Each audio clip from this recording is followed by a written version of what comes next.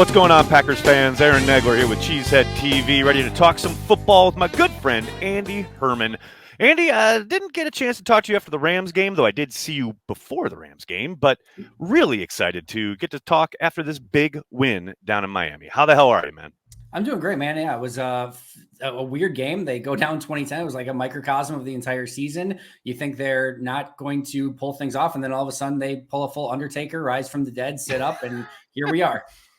I think, a lot of the framing of this game now is going to be through the lens of Tua having a basically undiagnosed concussion during the game. There's no doubt that plays a role. I don't think there's any question. You look at his performance in the second half, but those plays were there to be made, and the Packers made them. And to your point, you look at the rest of the season, that hasn't always been the case. Packers taking advantage of their opportunities. So in that sense, I think the Packers did what they needed to do. For me, going back and watching the game, and I kind of felt this way live watching it, but it really kind of cemented it on the rewatch. I'm telling you, that play by Jaron Reed, where he strips the football, the whole game, that is the fulcrum of the entire proceedings for me. As far as if Miami marches down and scores there, I don't feel great about it. But the fact that he was able to just completely not only stop them, but get the ball is life, and just kind of start the turnover parade there at the end of the first half, that's a monster play from Jaron Reed. Yeah, not only a game-saving play, but potentially a season-saving play, right? Because, they're at about the 2-minute mark, right around the 50-yard line, and they're going to probably, at minimum, run out the clock with a lead, and they're in, position to probably go down, at least kick a field goal. If they get a touchdown, it's probably over. Miami kind of has their destiny in their hands at the end of the half there. Green Bay is going to get the ball in the second half, but man, you go down 17 points, even 13 points is going to be a bit tough to stomach. And then all of a sudden, Jaron Reed comes up with a huge forced fumble. He recovers it on his own, and then they get a field goal before half. But by the time that Jaron Reed, hit that ball, it was about to be probably Dolphins up at least 13 going into half. By the time the Dolphins touched the ball again, it was a tie game. So because they get the field goal at the end of the half, then they get a touchdown. They doubled up. They actually doubled up. They actually did the double up. So kudos for actual complimentary football. The defense gets a turnover. The offense puts back-to-back scoring drives together. But, an absolutely season-changing play from Jaron Reed. It's interesting you mentioned complimentary football because, again, much like they have throughout the season, not a lot of it was played in my eyes other than that sequence, right? Yeah. Because you don't have to look much further than the opening kickoff return where Keyshawn Nixon gets you in the best position you're ever going to be in on an opening drive, and the Packers literally go backwards. You talk about frustration. I have no idea what Aaron Rodgers is thinking on that second play, but to me, I got a lot of grief putting him in the bad in my good, bad, and ugly this week, but it's he played much better in the second half, but a big reason they're having to come back in that game is because of the play of Aaron Rodgers. It was. I'm glad you brought this up. It's never an easy conversation. You bring anything up about Aaron, and it's basically, it's akin. You're a hater. You hate him. Why do you hate him? At this point? Why do you hate Christmas? Yeah, polar opposite. You talk bad about him, and it's the other side. You talk good about him. You get the other side. It's just there's no winning either way. But I thought this. I complimented him on the live stream, and someone said, "Well, you just don't want Jordan Love to play." I'm like, "Wow, we really are through the looking glass." Oh, I got both sides because I posted I posted this as well. I'm like, let this sink in for a moment. When Aaron does good things, I say good things. When Aaron does bad things, I say bad things. Weird. You. It's so weird. It's nuts. But, I know. You look at that first half, take the missed throw to Christian Watson. And really, I think the play that doesn't get talked about enough, he threw a ball right to interception king Xavier Howard in stride, where it was 2010 Dolphins at that point. He hits backed up on their own end. Yep. Exactly. Yep. It was 2nd and 13, and Howard picks that off. He's probably at least advancing down the sideline, and that might be game, set, and match right there. And just Howard drops it inexplicably. A guy who led the league in interceptions a couple years ago. That play doesn't get talked about a ton. Even just little things, the throw on the flat to Christian Watson that's behind Christian Watson. Yep. Where he stumbles ahead of the goal line. Yep. The throw on 4th down later where he hits Christian Watson and Watson absorbs the massive hit from the safety. He throws that a bit behind Watson, at least on him instead of in front of him. Watson gets leveled on the play. Watson has to do a ton of work just to hold on to that. And Mercedes Lewis is just chilling like wide open on the right-hand side. Wide open. So it's like even just like some of the little decisions in this game. There's a throw in the flat to A.J. Dillon that he throws, hits it in the ground. It doesn't hit him in stride. So like, yes, there were like the throw to Mercedes Lewis is like MVP. Like there's 3 quarterbacks in the league maybe that make that throw, right? He has 3 insane magic throws in that game. Exactly. That no one else could do. 100%. And it's like crazy, right? And that almost is what makes it almost more painful at times is you're like, dude, you just threw a ball to Mercedes Lewis that like 5 QBs in the history of football, maybe even attempt, and maybe 3 of those actually complete that pass.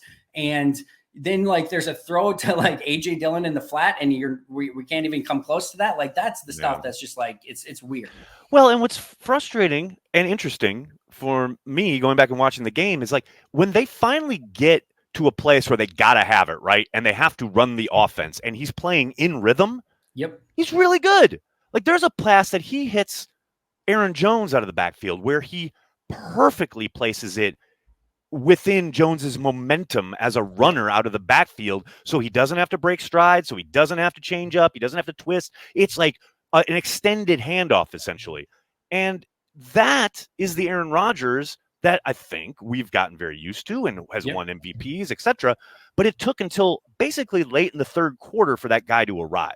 And if that guy comes out the gate, it's a totally different game. So that was my frustration going back and watching it, because it's like, man, he does it. He can do it. We've seen him do it a million times. He did it in this game. But, man, you just point out the fact that without some of those miscues and mistakes, the whole narrative of that game is different, because they should be, if not at least running neck and neck with the Dolphins, they should be ahead of the Dolphins by a lot more coming out of halftime. And that's, to me, the biggest frustration. Totally agreed. And I think, this has been a really fun few weeks where everything's gone in the Packers' favor. And, the Packers have taken care of their own business. 2 teams that aren't very good in the Rams, although we saw the Rams what they did to the Broncos. So if you don't play your brand of football, you can lose pretty easily. But I'll say this, the run the table season where Aaron just took the entire 1265 and just put it on his back and said, don't worry about this. I got this. Yep. That he did that. He got them to the NFC Championship where that team had no right being there. And that was pure Aaron. This hasn't been that. I'm not saying it's not because of him in some capacity, but like 100%. He's not the guy. Like if this team actually wants to take this like kind of fun few weeks and actually turn it into win against Minnesota, win against Detroit, and just cause something chaos in the playoffs. Yeah, right. Then Aaron needs to be MVP Aaron if they want to have any chance at doing that. Well, and he just has to play better. Take the layups. You know what I mean? Like, here's the thing. What's encouraging coming out of that game, and I mentioned this in Gut Reactions, it is a very rare occurrence when Aaron Rodgers plays poorly for, let's say, a half, right? And the Packers end up winning the game. You know what I mean? Like, that has not been the MO of the Green Bay Packers for a decade plus, right? And the fact that defense and special teams kept them in and or won the game for them, essentially, that's promising. That's encouraging against a pretty good team. And I know the Dolphins have lost 4 in a row. I understand they're not kind of firing on all cylinders. Lord knows their quarterback is messed up. But that's a team in the Packers who would have found a way to lose that game. Not only historically, Aaron Rodgers doesn't play well, they're probably going to lose. But this season in particular, this is a game where we have watched them piss that away multiple times. And the fact that they found a way to win is encouraging. And one of the things, like I made mention of this, like I didn't think the Packers played, like obviously in the second half, and some of the things the defense did in the second half, there were spurts of like really good football in this game, but I didn't think this was like an overall good game from the Packers. And like, I'll say that and people will be like, man, you're just hating on the Packers. And I'm like, no, it's quite the opposite. Like if they beat a Dolphins team and they didn't even play very well, man, imagine what happens if they actually play their brand of football for a full game. Like, I know. Exactly. I know. Like that's not discouraging. That's encouraging that you can play like a C+ brand of football through the entirety of a game, and you can actually win against a team on the road in the Dolphins. Like, if anything, that's not discouraging. That's encouraging to me. And you talk about encouraging. What I think for me, the biggest surprise coming out of this game was Royce Newman. And I got to admit, when I saw on Twitter that, Yash was injured and Royce was coming in, I thought, okay, not only are they going to have to completely kind of acquiesce to having Royce Newman at tackle, right? I thought, oh, this is going to be a disaster. I thought for sure, not only will they have to keep somebody in to help and maybe chip out with the back, whatever you. I thought, yeah, he's going to get run over. It's going to be a disaster. It's going to be like Jason Spriggs coming in back in the day, right? And it was anything but. He held up remarkably well for what I was expecting. Now, was it perfect? No. Was he an all-pro? Of course not. But at right tackle, which I'm telling you was not, I mean, if you want him to come in at all, you want him in at guard. Yeah. You don't want him in at tackle, especially after what we saw this summer. I was shocked, and I'm underlining and italicizing shocked at how well he held up. There were numerous plays where they gave him no help. No help, yeah. And he was fine. I was shocked. He had the false start and the holding penalty, and I'm like, well, Royce Newman there is. Right. Like that this is what we came to expect. And then I'm watching the tape back, and I'm like, huh. Like that was it too. Like it didn't compute until I went to rewatch it. I didn't see that or recognize it in game. But and this is on the rewatch, I was like, oh, wait. Like it's one thing, like you go back to the Bears game and they're just devoid of edge rushers, right? But like Van Ginkel and Phillips and like Ingram and those are good edge rushers. I thought Royce Newman held up really well. And just to kind of piggyback off of that, benching a player can go in two different directions, right? Like a player can check out. I thought two players in this game who came back from being benched in Royce Newman and Darnell Savage. Yes, both players responded. This is one of the better games that I've seen. It was like 30 snaps, from Darnell Savage. Royce Newman got benched early in the year. We haven't seen him in 10 weeks, 8 weeks, something like that. We haven't seen him since the Jets. And I thought both of those guys came in when called upon. It could have went the opposite direction. They could have checked out the remainder of the season, said, you don't want to play me, fine, whatever. I thought both those guys responded really, really well in this game. And hopefully that's a promising sign for both of those players moving forward. As Matt said, total pros, like handling like a total pro. And I will say also on the Newman side, you talk about once Chubb went down, the Dolphins clearly thought, okay, we need to send as much pressure as possible. And there were multiple looks, multiple different variations of stunts and blitzes and things to try and take advantage of a backup tackle. And he, for the most part, I think, handled it not flawlessly, but you really didn't notice a huge drop-off. It was winning football. And like when you have a guy come in off the bench and, have to go at a position that's not their ideal position, you play winning football. Like, I don't care if it's good, bad, ugly, whatever. He played winning football, and that's a huge compliment to him.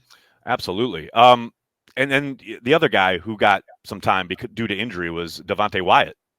Finally got to see a bit of an extended look at the young man. And I tell you what, pretty promising stuff from my eyes. I'm not, again, a lot of activity. I think some of it more effective than other, but for the most part, I was really encouraged by what the young gun brought to the table, because that is a big athletic man. And as Ted Thompson used to say, the good Lord only made so many. I thought maybe not announced his presence with authority, but you see the promise and potential coming off that tape.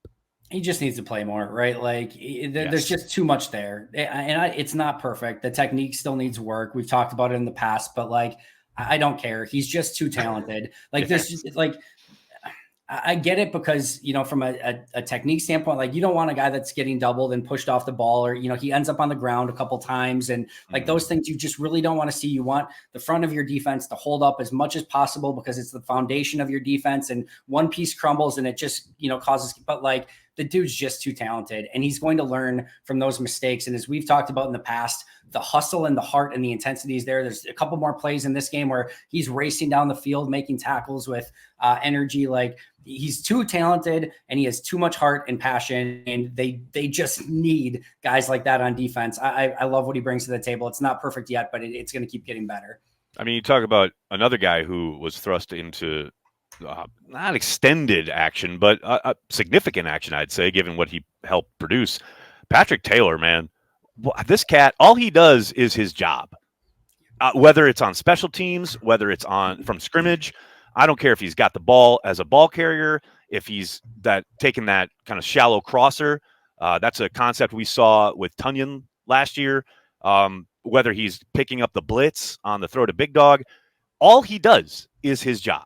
And it's like plug him in, and is he dynamic? Is he a a superstar in waiting. No, but you talk about a guy who you just can set it and forget it. You don't have to worry.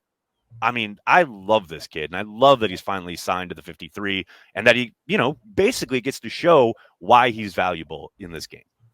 During the offseason, I was asked on a couple of occasions of like, who's the most underrated player on the team? And on both occasions, I said Patrick Taylor, and it's a weird answer, right? But like, if you just look at a player who's just a good football player, and he was behind Aaron Jones and AJ Dillon, those guys are going to get all the touches and all the carries. And at the time, you're thinking, all right, Kylan Hill's going to come back. Tyler Goodson comes in preseason. He shows the flashiness and all the things he can do. And I'm just like, man, watch this guy in practice or in a preseason game. He is a big dude with clean hands, protect, who can block, who can do a little bit of everything. He's got good power. He runs behind his pads. Like you said, there's no sexiness, there's no flash, there's no substance. Like there's none of that, but he just does everything well. And you talk about in this game, we talk about playing winning football. You said, like, you get the crosser over the middle on a big play that he shows what he can do in that capacity, just plucks the ball out of the air and goes. He's the one that has a huge block on the 93-yard kick return from Keyshawn Nixon. Huge block on that play. And then the Mercedes Lewis play, the play of the game that everyone's talking about, how amazing Rodgers was. He's going out in the flat, realizes there's a blitzer coming, reconnects, and then jars the guy in the hole to give Rodgers just enough time to throw that ball. Just winning football all the way around from Taylor. And he carries the ball well. That's the other thing. It's the one thing the first thing people think of when they think of a running back is carrying the football. And this guy does it between the tackles with power and picks up the first down more often than not. Like, I love this kid. I absolutely love him. When we kind of push forward and look ahead to this Vikings game, interesting to see that the Vikings are underdogs, even though they have a much better record than the Packers. I do know that, obviously the Vikings have clinched the division. They have already started talking about how they're wanting to limit some snaps for guys, blah, blah, blah. It's going to be fun to watch this play out because I do think the Vikings want this one bad. They want to assert their dominance over the Packers. And given the week one ass kicking, I can't blame them, because they don't, as a franchise, all these teams in the North are kind of playing, have a little brother complex to the Packers because of how much winning the Packers have done. Yep. I'm fascinated to see what kind of the vibe of this game is. And I know we generally try to look at the footballness of everything, but to me, a lot of this comes down to, are the Vikings up for it? Because it's going to be a cold game in Lambeau, late afternoon. It's going to get dark. And, man, the Packers need it. The Vikings don't. But we have seen throughout history, not just Packers history, but NFL history, where that doesn't matter at all. And another team just comes in and just cleans the other team's clock, even though the other team needs it a hell of a lot more. But I'm fascinated about Kirk Cousins, who I think is playing extremely well. I'm fascinated for what Z's reception is when he arrives. There are so many facets to this game that just kind of add on to not only how I think it's a fascinating football game waiting for us, but it's the Vikings, and we all know they've won the division, and the Packers need it. And I'm fascinated to see what the vibe is and what the emotion is on both sides of the football. Well, I don't necessarily think these are two similar stories. Just ask the 2010 Bears if they would have liked to have eliminated the Packers in week 17 of that season rather than having to see them in the NFC Championship game and lose because BJ Rodgers picking off passes and returning them for touchdowns. So, like I said, don't necessarily know that the Packers are on that same trajectory. Have a chance to kill this team and put them under. And if they don't, you never know if they may end up regretting it. There's the possibility of a Vikings-Packers matchup in the playoffs. Probably not likely if Green Bay wins, but you just never know. And like I said, Minnesota's got the opportunity to put this team away. If they don't, they might just end up regretting it. You never know. How do you think it plays out if Christian Watson can't play? Because we're sitting here on a Tuesday, right? And Watson, as Matt said yesterday, is quote day to day, and who knows? And they're all the injured guys have been kind of designated as day to day. You never really know what that means until we get an injury report. We start to see practice kind of availabilities, but we all know this offense has been very different with and without Christian Watson. If the Packers don't have Watson, can they still generate enough offense to win this game?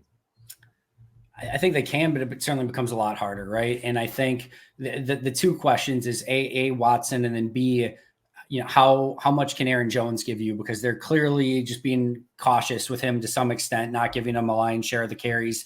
He had 3 touches at the end of the first half, and then they talked about how, at the start of the second half, his ankle got rolled up or he got bothered by it. I'm like, well, okay, so that I understandably why he didn't get the ball a ton in the second half, although they still utilized him. Yep. But 3 touches in the first half, Andy Herman, there should be an investigation. I agree, but those are their 2 playmakers, and those are the guys that they have to make plays, get the ball in their hands. And if they're going to give Jones another 8 carries, whatever it is, and Watson's not able to go, it certainly puts you so far behind the 8 ball. So Watson changes everything. The ability that he has to just get his hands on the ball and take it the distance at any given time, or just get an explosive play at any given time. The ability for him to take coverage, it's been noticeable these past couple of weeks where teams are keeping extra eyes on him, having a couple guys, carry with him. Like he just opens up everything. So no Watson would certainly be extremely detrimental to the Packers in this game. Well, we'll see how it plays out on Sunday in Lambeau. Andy will be covering it, as he always does, their Pack-A-Day podcast, the Pack-A-Day YouTube channel, Packer Report. The man is all Packers all the time. Make sure you're checking out his stuff. Andy, can't thank you enough for joining me. Appreciate it.